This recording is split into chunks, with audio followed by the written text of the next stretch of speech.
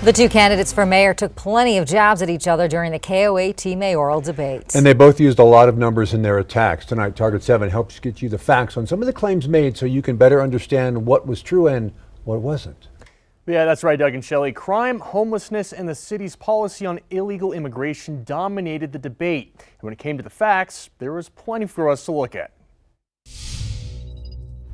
When Tim Keller first ran for mayor, he'd promised to increase the number of police officers. He said it during our 2017 debate. And we do need 400 more officers. Fast forward 8 years to our debate Monday night. The topic of police manpower came up again. Keller claiming he increased In funding our officers and increasing the ranks by 20%. The number of officers has increased since Keller took office. However, not by 20% and not by 400 officers. To find how much, we went to the FBI and pulled up this data that showed at the end of 2024, APD officially reported it had 970 officers. There was no data reported for 2017, the year before Keller took office. So we pulled up this Target 7 investigation that aired when Keller had only been in office for 2 weeks. Right now, there are 865 sworn officers on the force. Using that number, Keller has increased the department by 12%. And I just also want to remind him that he actually resigned twice because of his own failures. It is true that Darren White resigned twice when he was the state's public safety cabinet secretary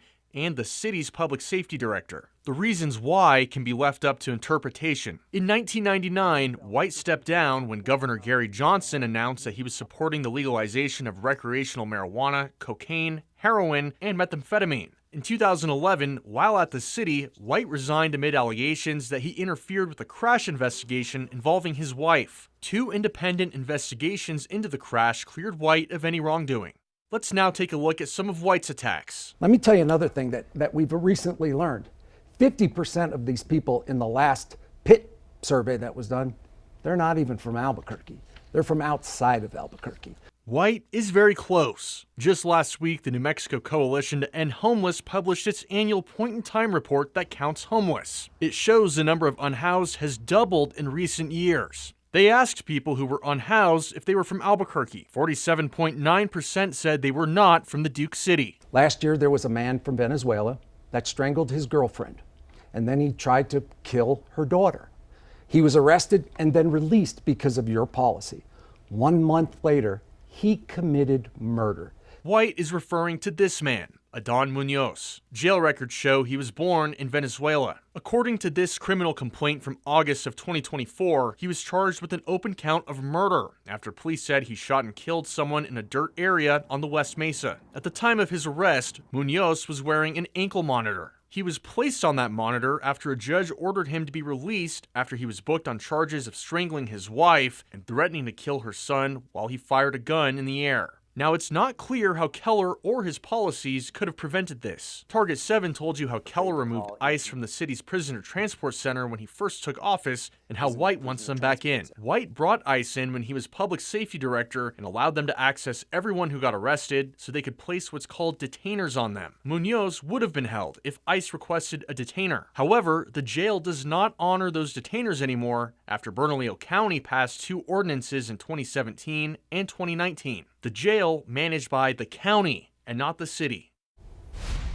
And Jason, what was said in last night's debate, do you remember, that's maybe different from some of the TV ads we've been seeing over the course of the past couple of weeks? Well, you know, Shelley, something that was thrown in this time around that we didn't hear too much about before was those officer recruitment numbers. Okay. I believe in Keller's first ad, he alluded to something about officers and their numbers, but it was more relating to the creation of the Albuquerque Community Safety Department. Mm-hmm. So we definitely saw more of the insight into those numbers this time around. Mm-hmm. Many of those points that have been in those attack ads over the last few weeks were brought up again, including Darren White's past, his public safety director and his resignation and whatnot.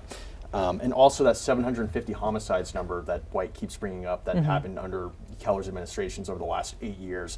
That's something that we saw get brought up time and time again. It happened in the last debate as well. Right. But this time around, I believe both candidates also expanded more on their immigration stances, yes, which we kind of got a preview of last week when we had the one-on-one interviews with Keller and White. So we did definitely learn some new facts about both candidates last night. Okay. Yeah, and that was a good time to kind of hear from both of them over the course of that hour. Just so a few weeks all right. left. Yeah. All right. Well, you can watch the entire entire Albuquerque mayoral runoff election debate on KOAT.com or the free app. Early voting starts December 1st through December 6th. 17 locations are open. Election day is December 9th with more than 50 locations open in the city. If you have not registered to vote, you still can at the polls.